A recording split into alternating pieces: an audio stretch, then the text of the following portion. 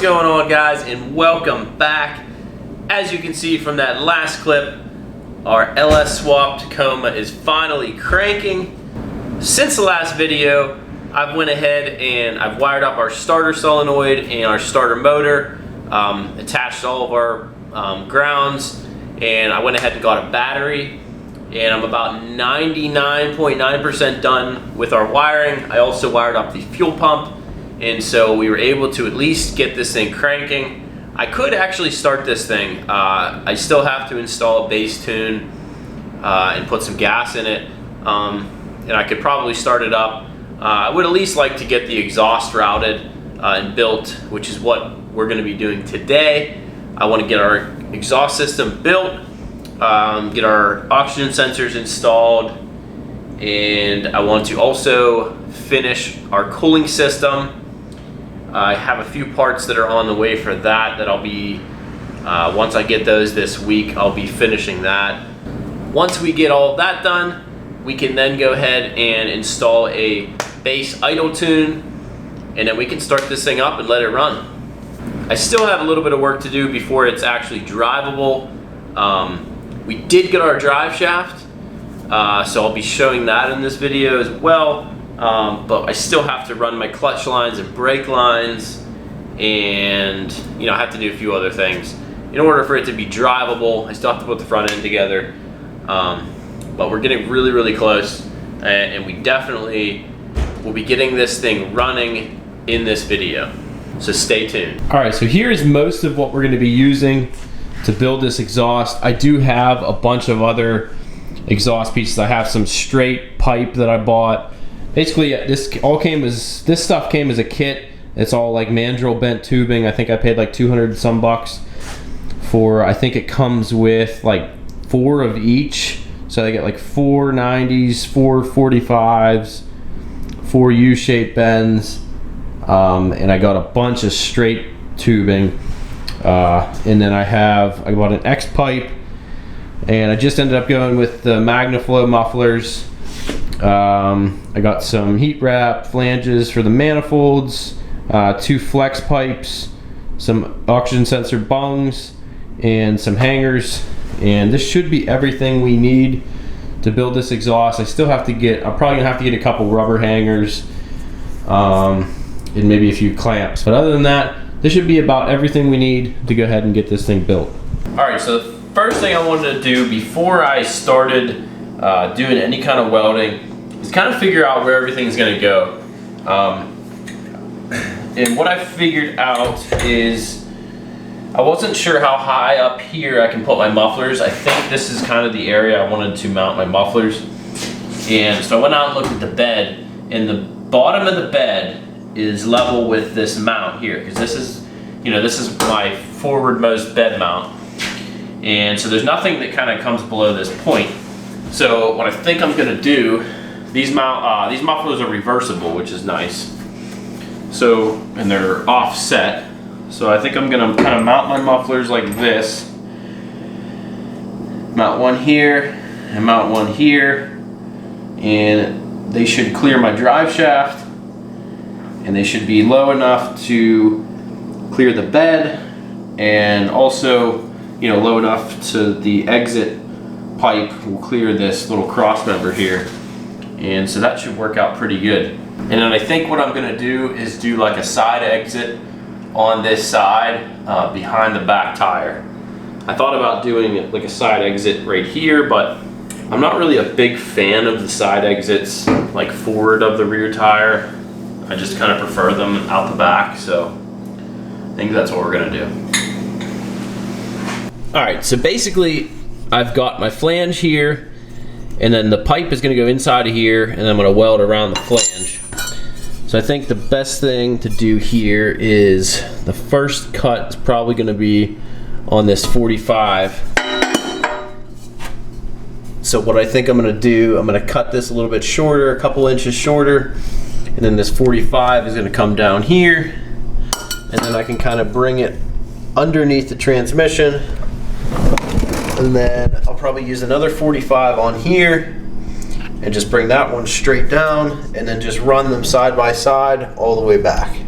So what I'll do is I'll just run them side by side into my flex pipes, and then out of my flex pipes I'll run those over to my X pipe, and then from the X pipe we'll go into the inlets of the muffler and then out the back of the truck.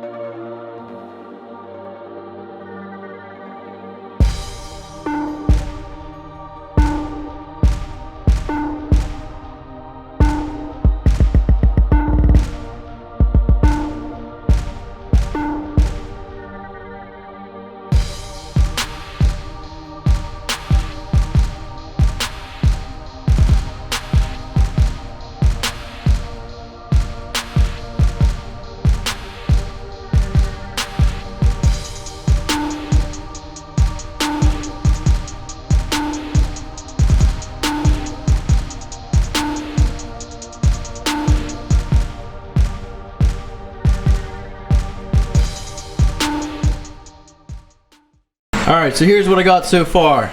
So we kind of have everything just tacked into place right now, making sure everything's going to fit. I've got my X pipe installed along with 2 flex pipes, and then we come over here. I installed 2 hangers, welded those up to my pipes, and then they come down here and go up to the manifold. Right here I put 2 tacks in, but I'm actually going to have a clamp here. So I actually I got the wrong size clamp, so I got to run to the parts store and get some different size clamps. But I'm going to cut these tack welds off and put a clamp here and a clamp here. That way it'll aid in removal of the whole exhaust. I don't want the whole thing to be welded in one piece. So if I ever have to pull the transmission or pull the exhaust for any reason, I can just pull these front pipes down and then pull the back section down. So I think what I'm going to do now that everything looks pretty good, I'm going to go ahead and pull this all down and get it all welded up, and then probably paint it. Or I may wait, get my mufflers installed, and then I'll pull it all back down again and go ahead and paint it. So I did buy some exhaust paint, kind of keep this thing from rusting. I was going to go with stainless steel pipe, but just to save some money I did go with just a mild steel. So what I'll do is I'll just do a primer this and paint it. It'll look pretty good. So let's get this exhaust back down, get it all welded up. Alright, real quick before we drop this exhaust, I want to go ahead and mark out where I'm going to install my 2 oxygen sensors along with my AFR sensor. I'm obviously going to have 1 oxygen sensor on each bank and then an AFR on either bank, but it doesn't matter. So let's go ahead and I'm going to figure out where I'm going to put those, mark them, then I'm going to pull the exhaust down, get those holes cut out so I can get these O2 sensor bungs welded in, and then we'll be good to go.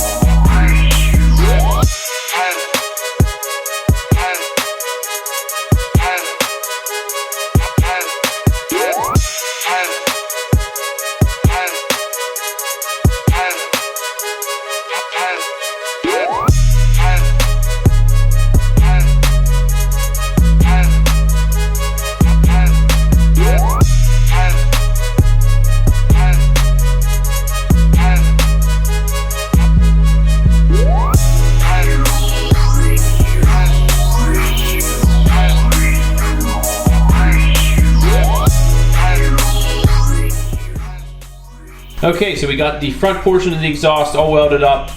Got our oxygen sensor bungs welded in. So let's go ahead and throw this back in the truck and get our mufflers installed.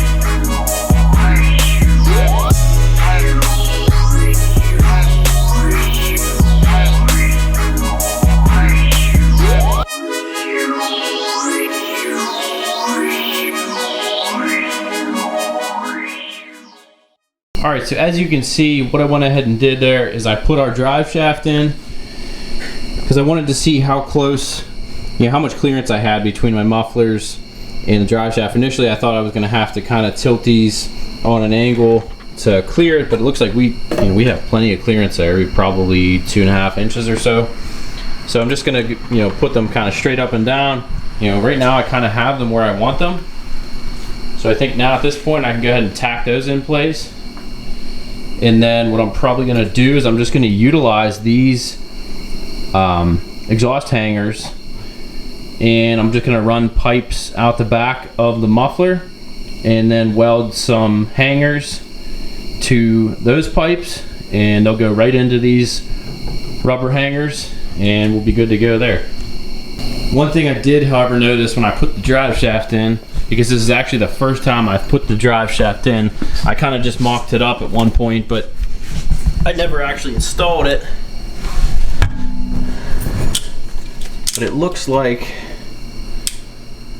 the end of the drive shaft, the yoke, is actually hitting on our shifter mechanism, this little adapter piece. It's not hitting too badly. I think if I shave this thing down, I should be able to clear it. Worst case scenario, I'm gonna have to make something, but I think if I shave that thing down, we should be able to clear that no problem. I'll obviously have to give myself enough clearance because obviously we have a rubber mount here, so the transmission is gonna have a little bit of give up and down. Although I am going to be switching over to a polyurethane mount, which will kind of help that. But we'll see. We'll cross that bridge when we get there. That's probably going to be something I'm going to work on another day. But I just kind of wanted to point that out because it's something I noticed. It's definitely an issue we're going to have to resolve. But let's keep plugging away here.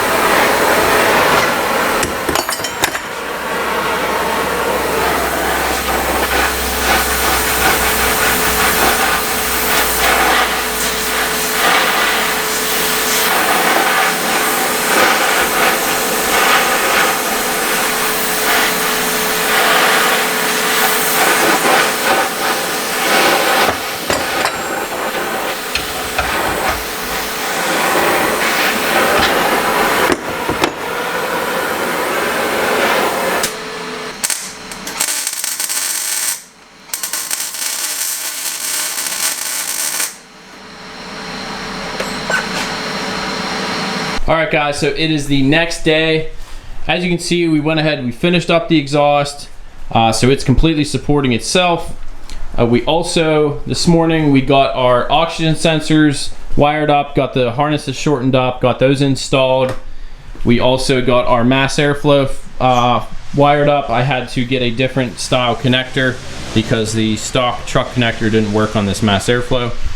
So we did that, and I believe at this point it's ready to start. I do believe the fuel pump driver in this computer might be bad. because it will not power up my fuel pump. It will not supply a ground to the control side of the relay. So I just kind of have something wired up here. I'm just using a test light to control the ground side of the relay. So as soon as I hook that up, my fuel pump runs. So I think at this point, we just put some gas in it. So we're gonna power up our fuel pump and hopefully this thing starts up. Ready? Watch your ears.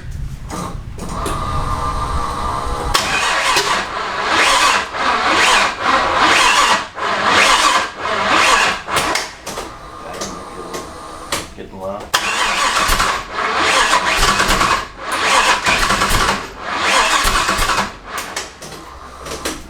Alright, so after that first startup attempt that was a complete fail, the first thing I went after was ignition timing. It just sounded like an ignition timing problem to me. You could kind of hear it when you go to crank it. It was kind of fighting against itself. Typically that's a pretty good clue that you have some sort of an ignition timing problem. You know, basically what's happening is you have an ignition firing event that's happening when it's not supposed to, i.e. maybe coming up on an intake stroke, and you know the spark occurs and you basically have spark knock. So that was obviously keeping the engine from starting. That's why it almost sounded like it had a dead battery. So what I ended up finding was I had my coil wires mixed up like an idiot. I had them mixed up from left to right. So my coil wires for bank 1 were on bank 2 on bank 1.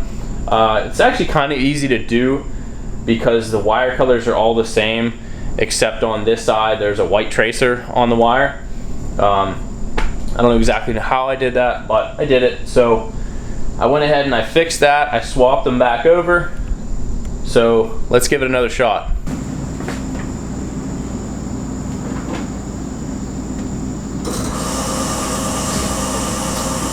Here's nothing.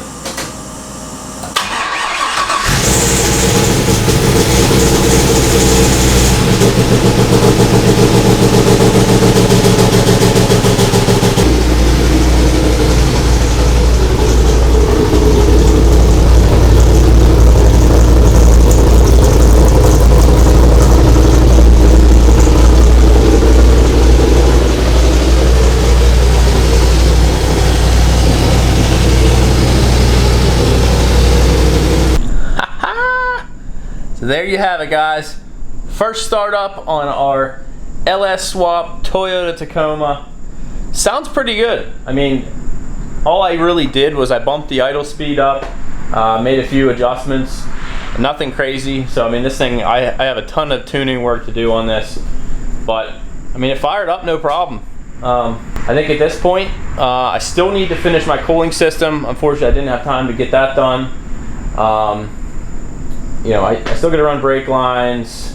I still have a few things I got to do before I can actually drive it, but getting it started is always such a relief. That first startup is always such a big victory. Alright guys, that's going to be it for today. Once again, thank you for liking, thank you for commenting, thank you for subscribing. We'll see you next time. Peace!